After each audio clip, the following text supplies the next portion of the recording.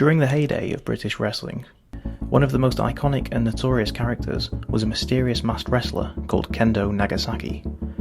At one time, he was the most famous name in the business, and the secrecy surrounding the man underneath the mask kept the nation hooked, and viewers tuned in by the millions to see him fight every week. Kendo Nagasaki, the legendary samurai warrior from the golden days of British wrestling.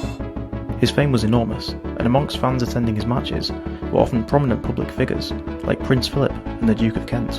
In 1976, he appeared on the front cover of the TV Times, and his most famous televised event, an unmasking ceremony, drew in more viewers than the FA Cup final, which immediately followed the programme.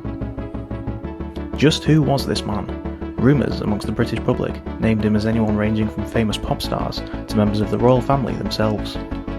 I was intrigued, and so began efforts to meet the man himself. I've come to Stoke to interview him and see what his thoughts are about the current wrestling climate and his memories of the World of Sport era and his matches against some of the most famous wrestlers that the world has ever seen. The former wrestler now invites people to his home in order to experience the healing powers and philosophy which made up part of his mysterious persona in the ring. The wrestler is famously mute, never speaking a word, and I met with his spokesperson and other team members who assist Kendo, who then escorted me around the grounds of his house. Kendo Nagasaki at the moment is deeply in meditation in preparation for the match, and as I said earlier, I will speak as a voice for Kendo Nagasaki.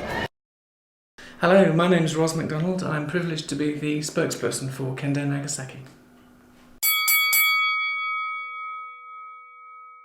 The retreat focuses around Buddhist philosophy, and the house was filled with spiritual artifacts as well as gifts from fans of the masked man who remembered his glory days. I was kept company by his team whilst Kendo meditated in his private space. After an hour or so, it was finally time to meet the man himself.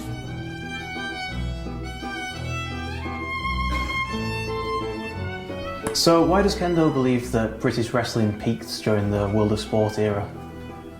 Kendo believes that it was very much something of its time. During those years there was an abundance of wrestling on television, involving many brilliant wrestlers. Wrestling was in fact a very popular spectator sport, both in live venues and on television, and that there were far fewer other types of distractions to pastimes such as wrestling available at that time.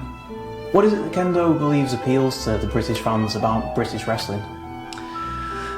If you're asking about British wrestling in particular, it's because it looked far more real than what people see now. British wrestling, particularly in the heyday, in the golden years, was about two men essentially slugging it out, competing solely with each other, with only their skill and experience to help them win. How does Kendo feel about the rising popularity of American-style wrestling, like the WWE? I have to tell you that Kendo is, frankly, completely indifferent to it.